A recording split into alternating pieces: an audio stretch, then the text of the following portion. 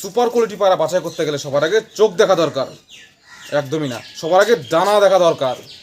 আপনি যে কোনো ভালো পায়রা বাছাই করতে যাবেন সবার আগে ডানা দেখতে হয়, এটা প্রথমে বুঝে রাখুন। ডানাই হচ্ছে মেন জিনিস, আগে এবং পরে সবসময় ডানার মাহাত্ম্য সবার আগে।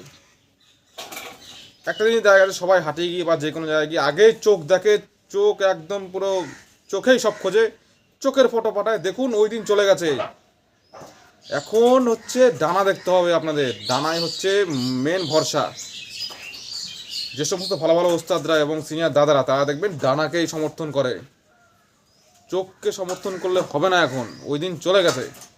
তো আজকের ভিডিওতে ডানার কিছু মাপ দেখিয়ে দেবো এবং কিছু এমন ফর্মুলা দেখিয়ে দেবো যেটা আপনাদের বাম্পার কাজে লাগবে, সুপার কোয়ালিটি পায়রা বাছাই করতে পারবেন। দেখুন, আপনারা পাকিস্তানি ভিডিও বলুন বা বিদেশি ভিডিওতে একটা জিনিস শুনেছেন, সেটা হচ্ছে শীষ পালক 3টে সমান বা 9 নম্বর বড়, এটা হলে পায়রা ভালো হয়ে যায়, আর কিছু লাগে না। এটা একদমই মানা যাবে না। ওটা শুধুমাত্র ওইটার উপর নির্ভর করলে কিন্তু চলবে না। দেশি পাড়ার মধ্যেও 3টে শীষ পালক সমান থাকে, একদম সমান থাকবে। 9 নম্বরটা বড় থাকে, দেশি পাড়ার মধ্যেও পাওয়া যায়, খারাপ পাড়ার মধ্যেও পাওয়া যায়। তো কি করে এবার আপনি ভালো পাড়া বাছাই করবেন আপনি বলুন তো? ওটার উপরে ভূমিকা করলে হবে না, ওর উপরে নির্ভর করলে হবে না। শীষ পালক নিয়ে এর আগে আমি অনেক ভিডিও দিয়ে দিয়েছি, আপনারা চাইলে দেখে আসতে পারেন ফুল আকারে, ওখানে ভালো করে বোঝানো আছে। তবুও আমি যারা নতুন আছেন আমার এই ভিডিওতে আজকে আমি একটা ধারণা দিয়ে দিচ্ছি। শীষ পালক 3টে সমান বা 9 নম্বর যেমনই থাক, তাতে কোনো ফ্যাক্টর আসে না।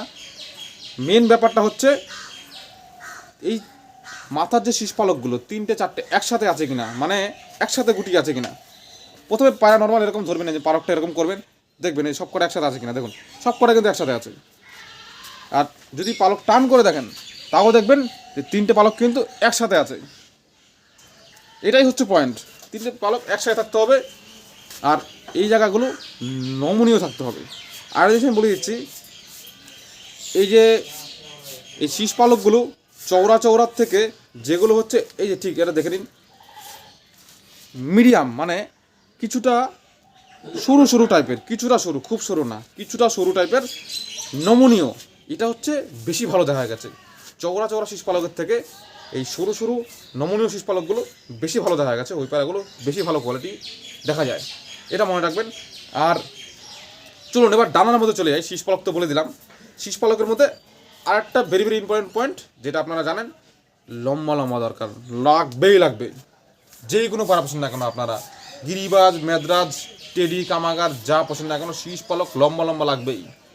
মার্কেটে দেখবেন শীষ পালক ছোটো পায়রা বহুত ঘুরে বেড়াচ্ছে, ভালো রেজাল্ট করছে, কিন্তু আপনারা চয়েস করবেন যেটা শীষ পালক লম্বা শীষ পালক দরকার। একটা আইডিয়া দিয়ে দিচ্ছি, দেখুন শীষ পালকের লেন্থটা কিন্তু অনেকটা লম্বা আছে, দেখুন ভালো করে দেখেছেন, লম্বা আছে, লম্বা কিন্তু মাস্ট। শীষ পালকগুলো লম্বা না থাকলে তাহলে কিন্তু গন্ডগোল হবে, অনেক লম্বা শীষ পালক নিতে হবে।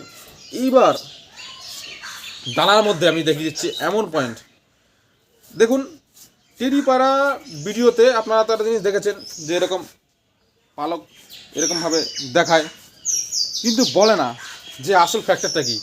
আর একটা জিনিস বলে দিচ্ছি, দেখুন টেডি পায়রা বা বিদেশি পায়রার মধ্যে এবং আমাদের দেশি পায়রার মধ্যে পার্থক্য আছে। পার্থক্যটা আপনারা কিন্তু গুলিয়ে ফেলছেন, এক করে দিচ্ছেন সবাইকে, এক করলে হবে না। টেডি পায়রা চেনা কিন্তু সহজ, দেশি ব্লাডের পায়রা চেনা অনেক কঠিন, অনেক জটিল। আর আমরা তো বেশিরভাগ দেশি পায়রাই পুষি, তো আমাদের এটা আগে বুঝতে হবে। যে কোনো পায়রা ডানা এরকম টান করবেন, যদি ঢেউ খেলানো বা এরকম ব্যান্ড হয়ে যাচ্ছে, ওটা হচ্ছে বেস্ট লেভেলের ডানা। এরকম ফ্ল্যাট সোজা থাকবে, একদম সোজা থাকলে সেই পাড়ার থেকে বেশি ভালো হয় যে পাড়া এরকম এলোমেলো থাকবে। দেখুন আমি পালক টান করছি, দেখুন এখানে উঁচু এখানে নিচু, ঢেউ খেলানো থাকবে, দেখুন ঢেউ খেলানো ডানা, একদম সোজা না কিন্তু এরকম ঢেউ খেলানো আছে, পুরো ঢেউ খেলানো ডানা। এই দেখুন ভালো করে দেখুন, মাঝখানে উঁচু হয়ে আছে, বগলটা নিচে নেমে আছে, এদিকে আবার নেমে গেছে, এটাই হচ্ছে কায়রা। এই দেখুন এইটা হচ্ছে সোজা, এইরকমভাবে ধরে রাখলাম, দেখুন এটা হচ্ছে সোজা, কিন্তু এই সোজা পাবেন না কিন্তু, দেখুন এলোমেলো, মাঝখানে ঢুকে গেছে, এখানে উঠে গেছে, আবার এইখানে নেমে গেছে, এরকম ঢেউ খেলানো। এটা হচ্ছে সুপার কোয়ালিটি পায়রার লক্ষণ।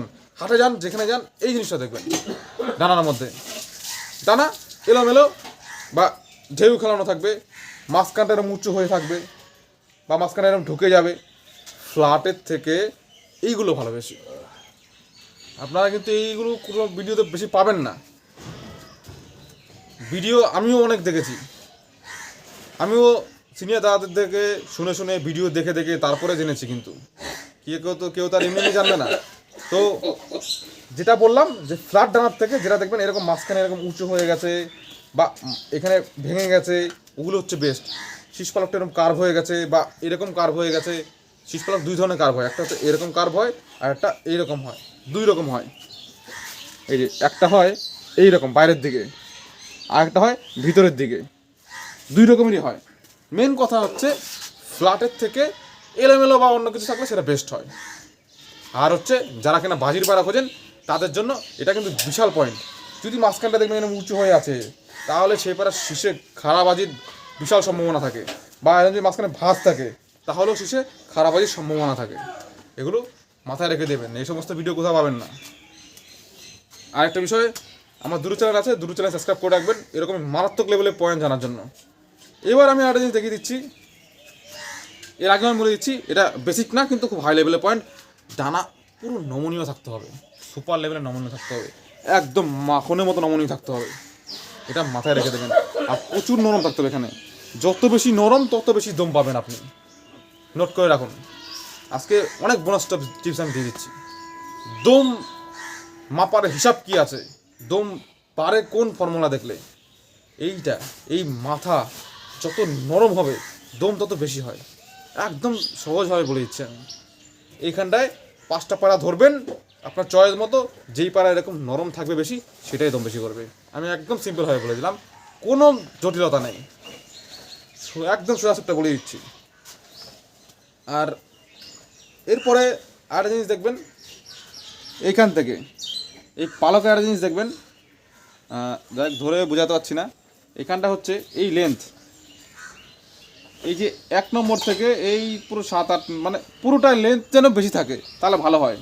এই লেন্থটা বেশি থাকবে তাহলে বেশি ভালো হয়। মেন হচ্ছে এই পালকগুলো চড়া যেন থাকে, এগুলো যেন চড়া থাকে, এগুলো চড়া থাকবে, এগুলো চড়া বেশি লেন্থ থাকবে। এগুলো যদি শর্ট থাকে তাহলে কিন্তু সেপারে খারাপ হওয়ার চান্স বেশি থাকবে। এগুলো হচ্ছে চড়া থাকবে। আর ডানা নিয়ে একদম মাইক্রোস্কোপ লেভেলের ভিডিও নিয়ে আসবো আমি। এইখানে একদম সূক্ষ্মভাবে এই যে শিরাগুলো আছে এর পাশে আশেপাশে সূক্ষ্ম কিছু জিনিস আছে যেগুলো আমি আগে ভিডিওতে দিইনি। আমি আজ পর্যন্ত যত ভিডিও দিয়েছি আমার এক্সপিরিয়েন্স মতো বা আমার জানা মতে মোটামুটি আমি 60% আমি দিয়েছি। এখনও 40% যেগুলো সিক্রেটের থেকেও সিক্রেট সেগুলো কিন্তু আমি এখনও বলিনি, আমি ধীরে ধীরে অবশ্যই বলবো। তো ওরকমই একটা ভিডিও নিয়ে আসবো আমি, আপনারা সাথে থাকুন। ডানার মধ্যে একদম গোপন পয়েন্ট যেটা আগে অন্তত শোনেননি আপনারা।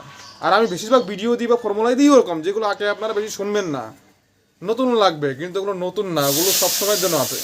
তো চলুন নেক্সট ভিডিওতে দেখা হবে। কমেন্টে জানান কোন বিষয়ে আপনারা ভিডিও চান।